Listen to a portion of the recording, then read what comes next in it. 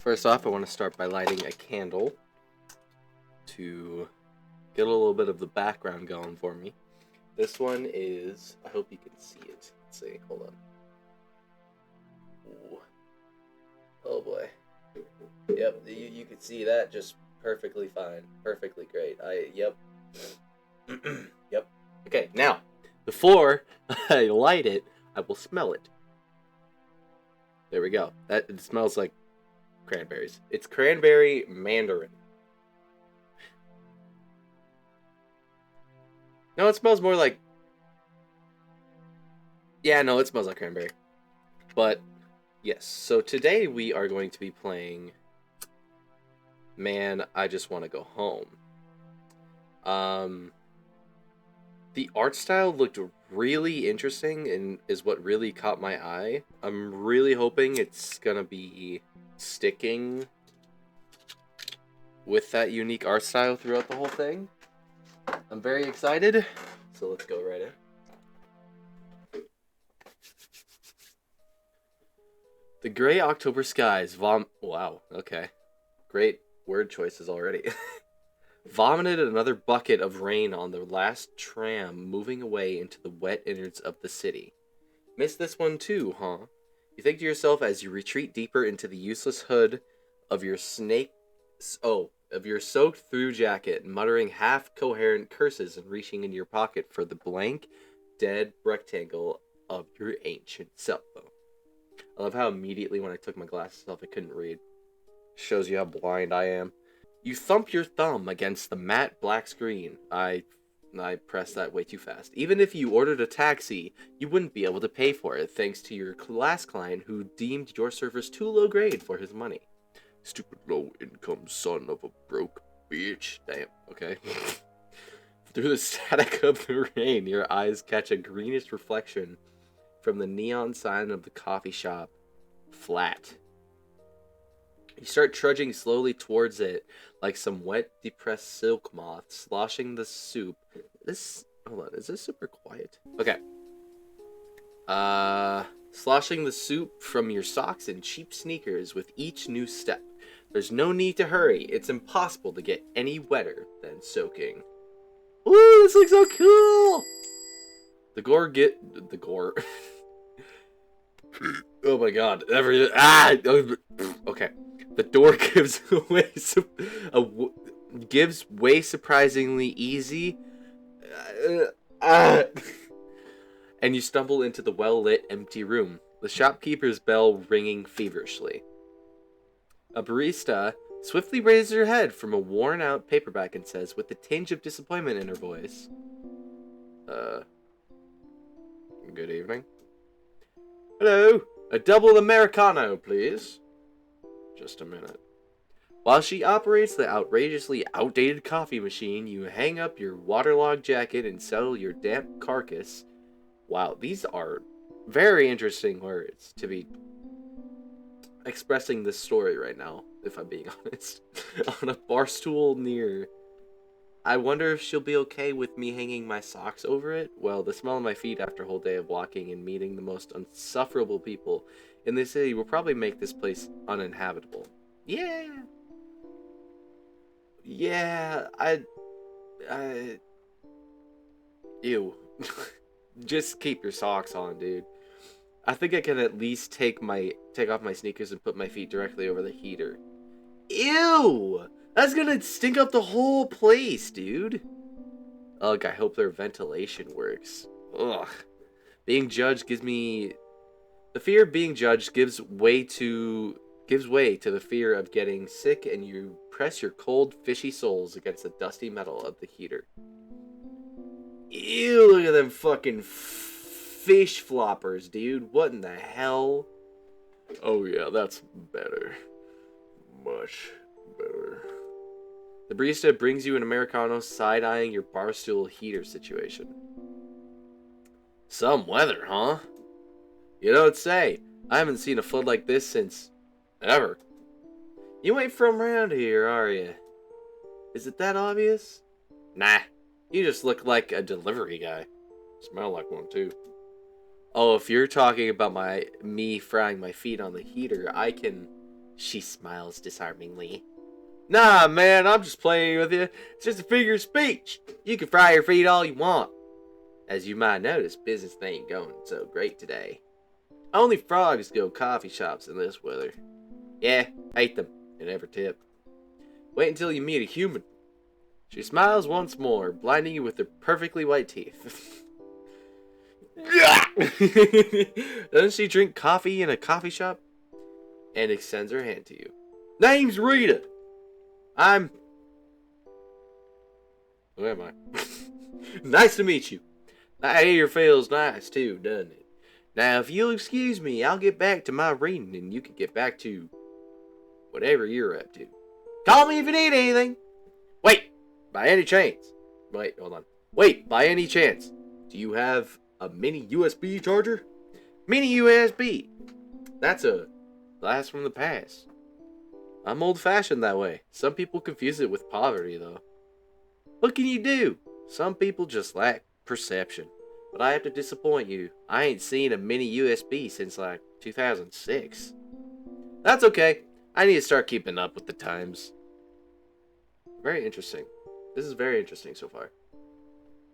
Very relaxing.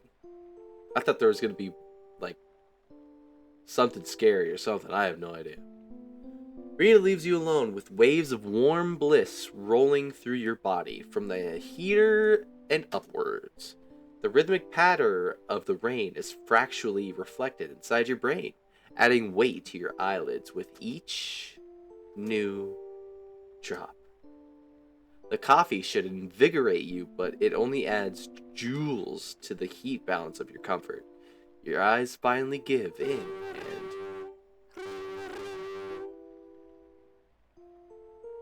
Okay. Rita's ringtone wrangles you from sleep, and you desperately cling to the table, trying to balance yourself on the stilts of a bar stool. Yes? Ah, shit, Tara, really?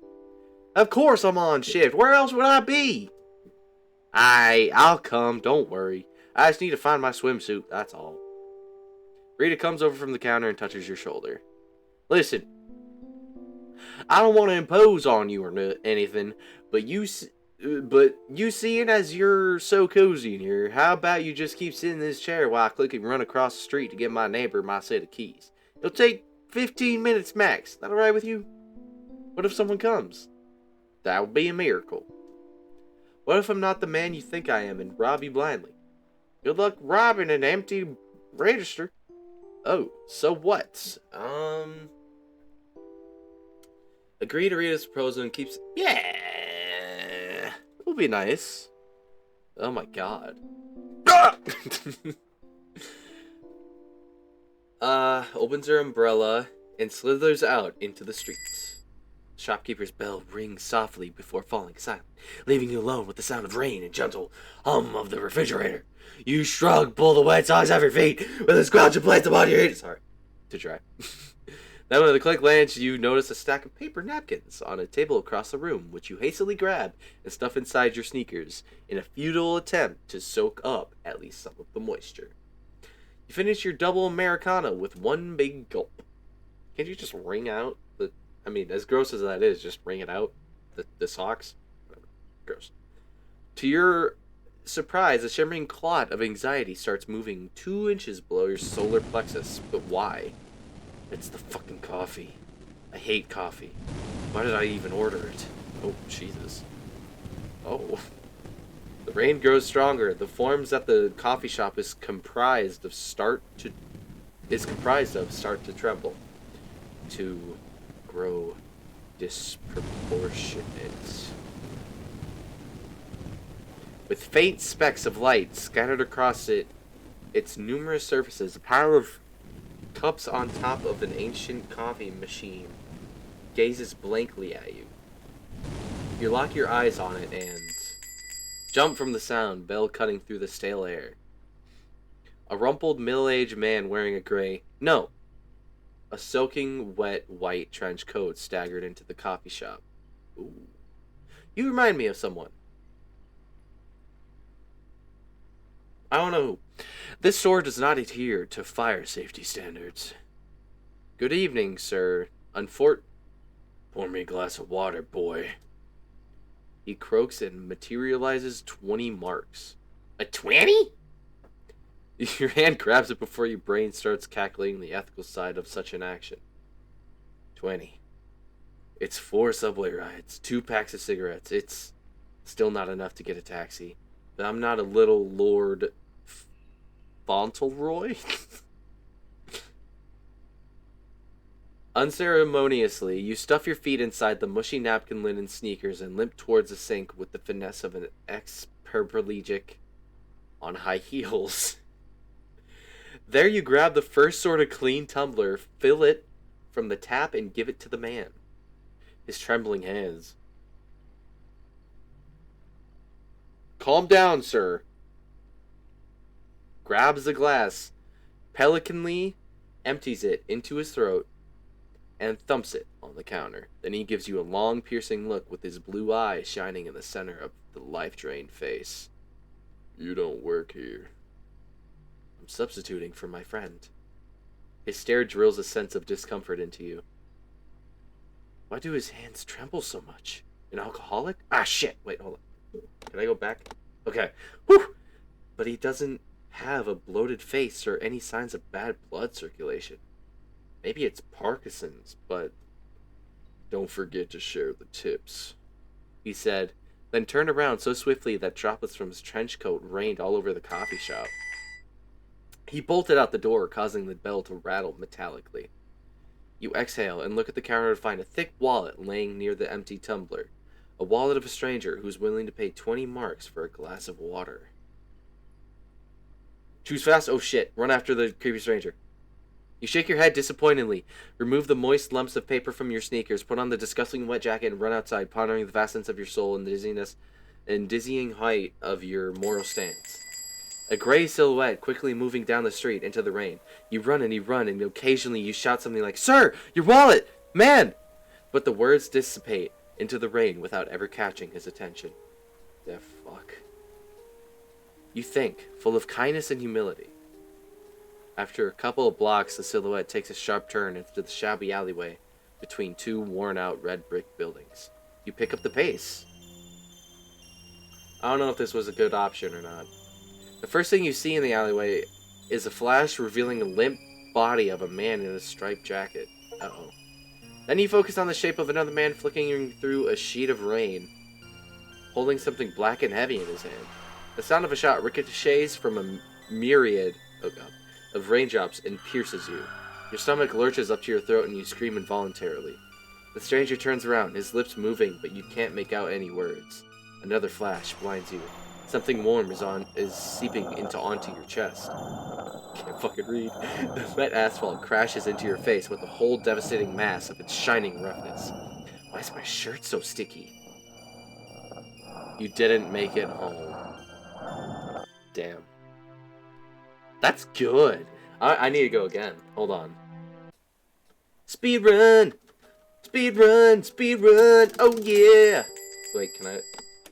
Whoa! Okay. No! I'd like to go for a swim. Sorry, Rita. I don't like taking on more responsibility than absolutely necessary. How far is the metro? About half a mile. Did you finish your coffee? Yeah. Give me $2.50 and let's go. We are heading in the same direction. Nice.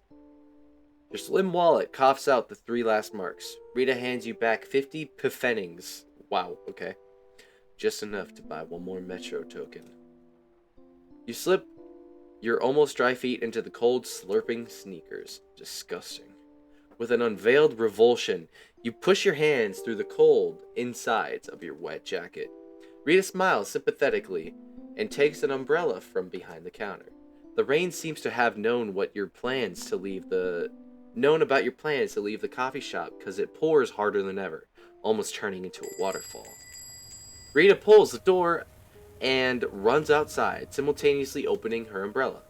Unfortunately, the umbrella proves ineffective against the horizontal rain, and she immediately catches a fistful of water with her face.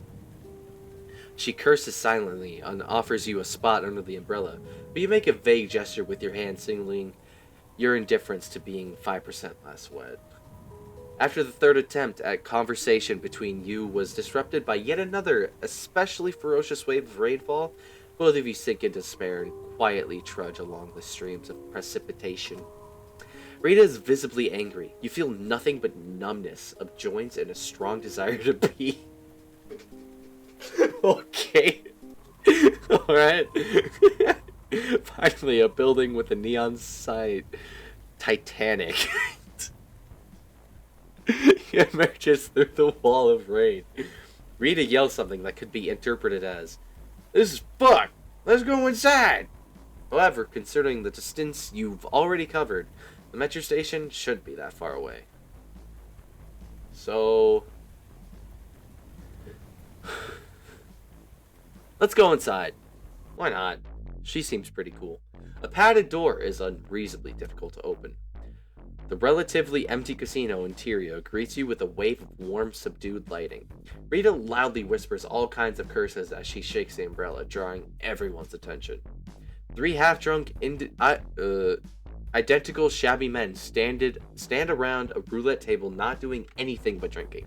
Behind them, an entrance to the VIP is guarded by a classically bald, 6-foot-tall, refrigerator-looking goon with an impenetrable face that not even a mother could love. Damn!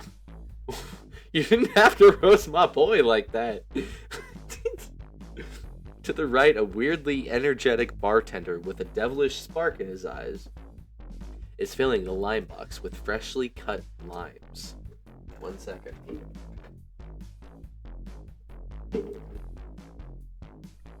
Back from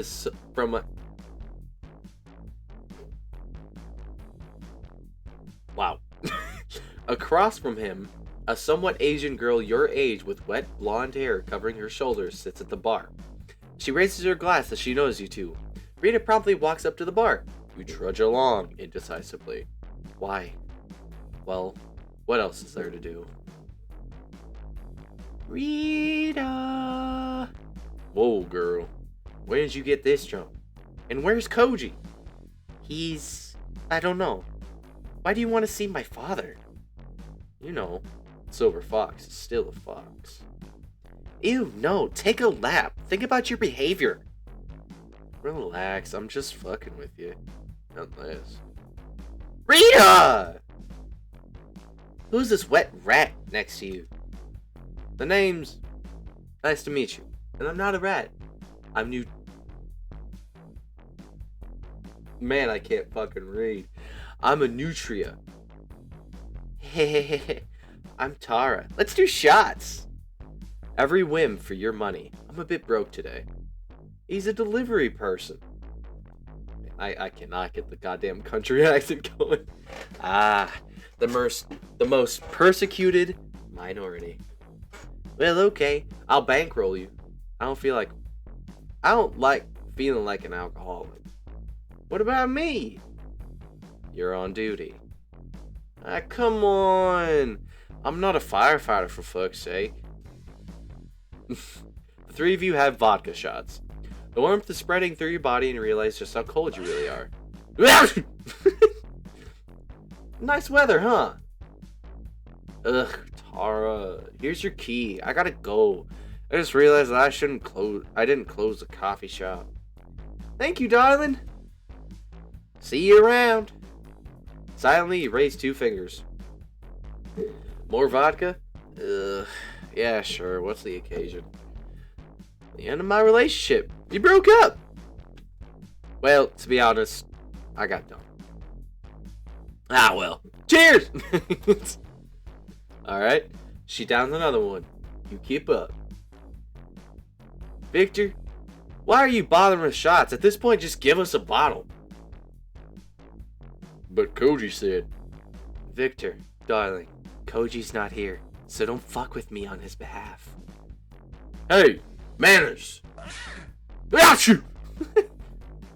Cheers. Come on, to ward off the cold. Oh, man. So how long have you and Rita known each other? I don't really know her. I just walked into a flat and... Achoo! Whoa, man. Tara touches your jacket and immediately pulls her hand away. Ew! You're like soaked! No shit, Sherlock. Come on, I seriously want... She slides off the bar stool and grabs your shoulder. Let's go to my and Rita's place. You need to dry your clothes. It's just across the street. Come on. Ugh. Come on. I'm not inviting you over to fuck. To fuck? My heart is all sorts of broken. Jesus Christ, you fucking men. I'm a nutria. So sorry, darling. I forgot. What if she's crazy? Let's go. And nutria are not afraid of water. It's getting late. I got a motor. How long is it to the station from here? Like 5 minutes max. Let's drink one more for the road. Filled with the jolly calories of alcohol, or of vodka, you bolt outside. The rain is pouring down so hard as if it wants to knock you down, but nothing can stop the real gangster. In less than a minute, you cover this pesky distance between you and the metro. Near the station, there's nobody in sight, not even cars, except for a single police vehicle quietly corroding through the cracks in its paint. Without paying any attention to this detail, you push through the carved doors open to find yourself under the gaze of an entire police station. Well, only 3 cops, really. And not that intimidating, to be honest. You smile the biggest smile of your life and you walk towards the subway booth, praying they won't find a reason to fuck with you. The prayer works, and you reach the scrawniest, gray-faced clerk in the city. 1 token, please! You say as you pull your wallet and shake a single 50 penny coin out of it. It's 65 pfennigs. Lisps the clerk. He then sneezes and trumpetly snorts into the rigid napkin. Since when? The fare was raised yesterday. What a pity! But I've only got 50. Come on, man. Let me in. There's a bloody waterfall outside. 65. I would. Achoo! Let you in if it was up to me. If it was my personal metro station. But unfortunately for you and me, and for me, the city owns the whole metro in the city sets the fares. Oh, why don't you shut your ugly trap and Don't you dare be rude to me. Achoo! Young man, or I will tell the policeman over there to take you away. I will! You think you're so tough? I've seen tougher.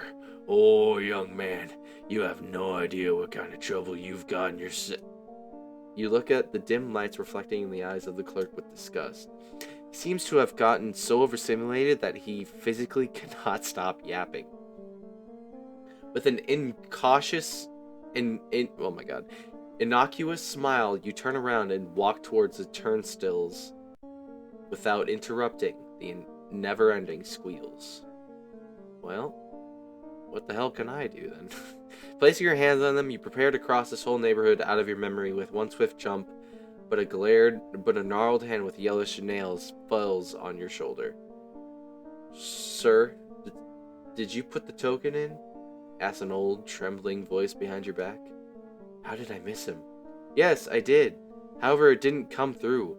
Would you mind checking your asshole for it?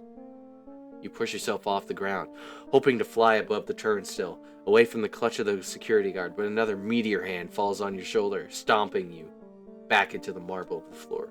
Listen, kid!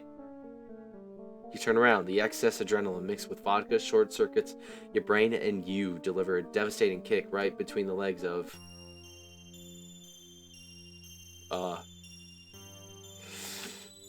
police officer. Needless to say, you didn't make it home. Oh man, this is great. Okay, I wanna.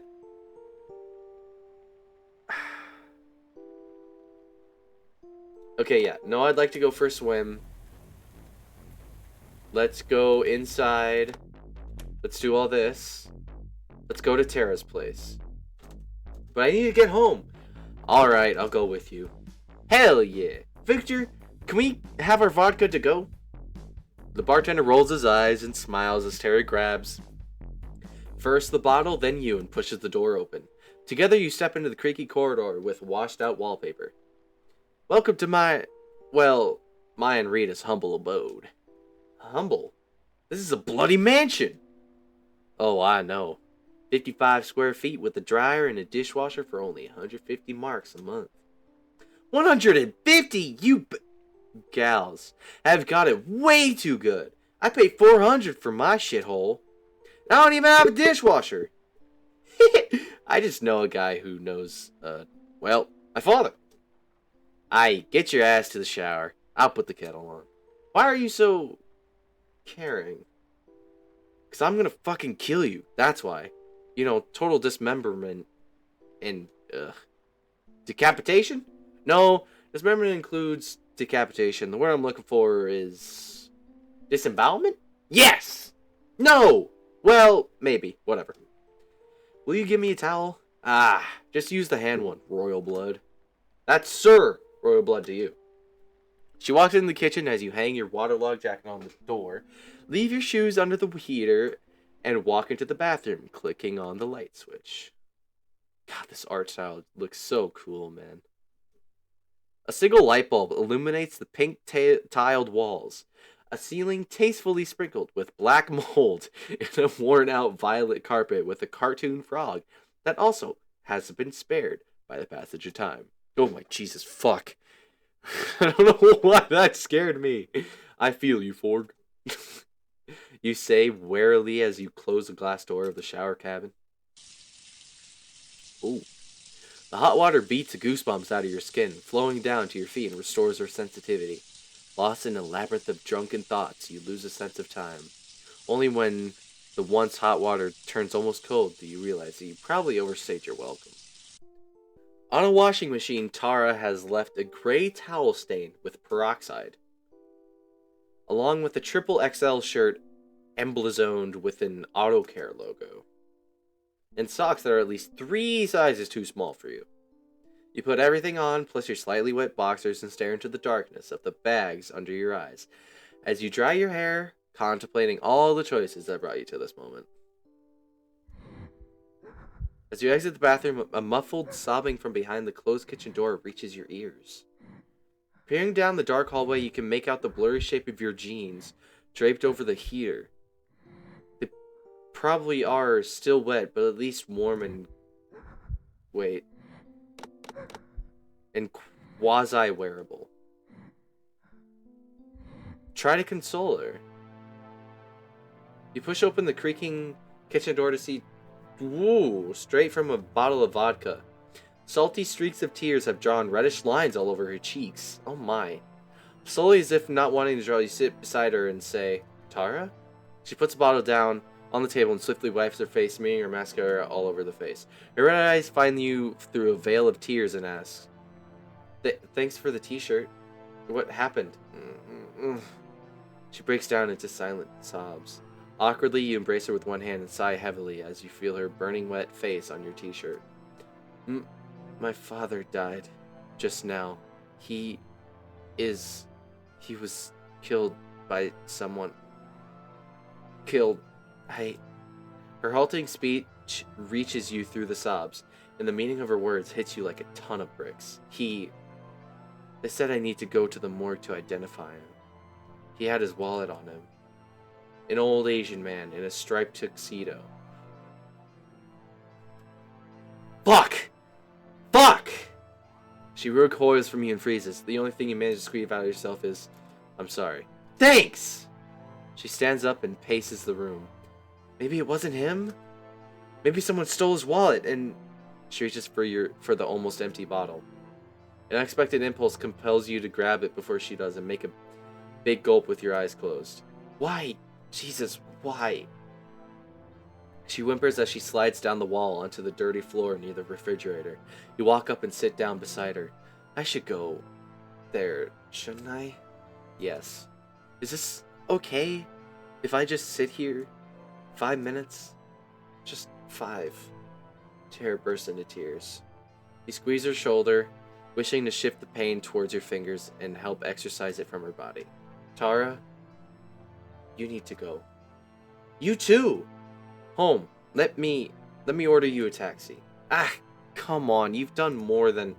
You tug on the t-shirt, signaling to her that she's already given enough to a random delivery guy who happened to meet her roommate and somehow ended up being beside her during the toughest moment of her life.